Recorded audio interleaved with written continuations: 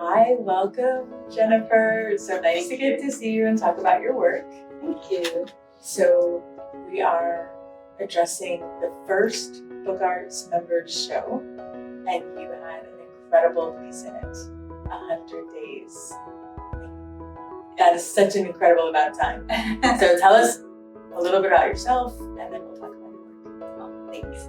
I'm Jenifer Patrick, and I am from Winter Park, Florida, and I am a new member of the book guild, and I'm so excited to start. I am a calligrapher and an artist, and I do stuff every day. So this was kind of something that led into this, was doing art every day.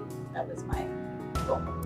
So certainly in 2021, the theme of our show, Resistance and Resilience, had a great deal to do with the moment we're all living in. And your work, a daily practice, sounds like it was really meeting that moment. Yeah, it was a very difficult time for so many people. And I just wanted to do something that would offer people something to look forward to, something to have, something fun to look at. And so it kind of evolved out of my daily walks and daily journaling and what could I use around the house that I had to make a book, to make a story of this. So that's how it started. So it sounds like this work was both a work of interior spaces and exterior spaces. Yes. So can you tell us about the title and how you began?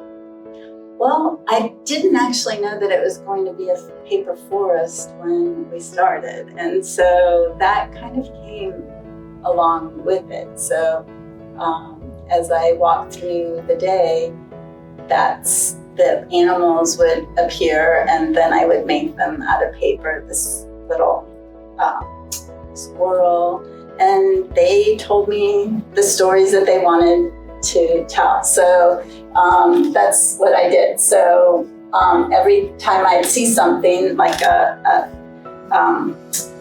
little woodpecker, I would make them out of paper tube rolls, and they just flew around until I wrote about them.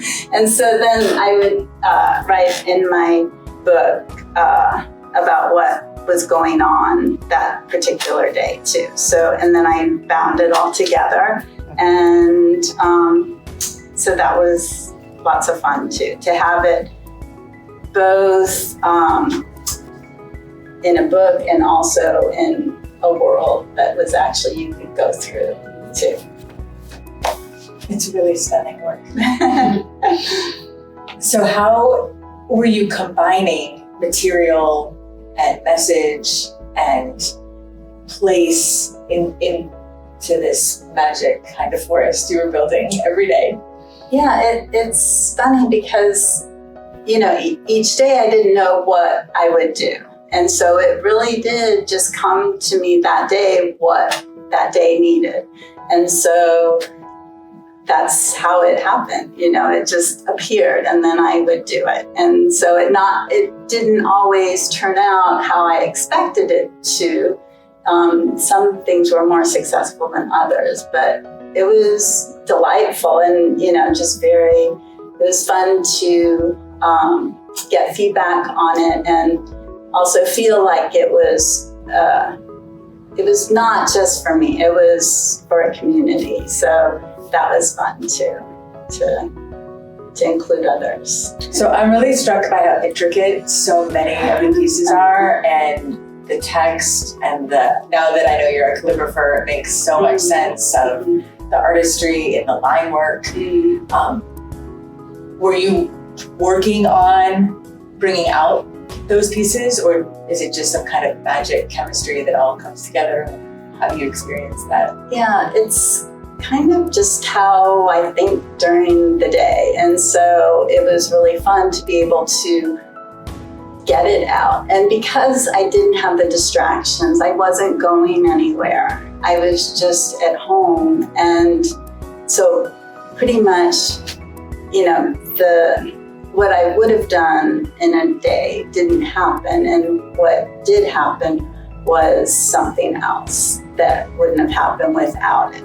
So even though it was a very difficult time and a sad time, it was also that opportunity to have joy. I also was able to communicate with a dear friend who was also isolated, and she wasn't able to. So we worked together. So every day we would say, what did you do today? And so having that was very helpful also in making this happen.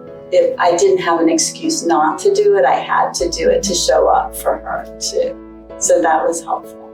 So since this work generated in the real world, and then you were working with physical materials to respond and interpret to those experiences, then you documented it in the digital world on an Instagram series before the opportunity for this show existed. Right. And then you were presented with this invitation to bring these material pieces into a world of people, which we are again reinterpreting into the digital. Right. So beyond all of these iterations and translations, how do you see this work living in its next stage? I don't know. We'll have to see. I'm open to a lot of different things. I think it would be really fun to have a whole, series of books or movies or videos or cards, or I can picture games, like how to walk through the paper forest, or, just lots of things that we could do with it. So. And maybe for one last idea, did you find that the material resisted your intentions or opened up new possibilities? Like, how was it working through these items? Yeah, it's because usually they're things that you would throw away. A grocery bag, a paper tube, these are just very ephemeral things that they will not last. And so to come to terms with things, to be able to let things go too, and to work with the process. And when things fall apart, it was okay, to not get upset about that and to work with it and to have, and so like you can dance, without sorrow. Or with sorrow, right? Yes, true.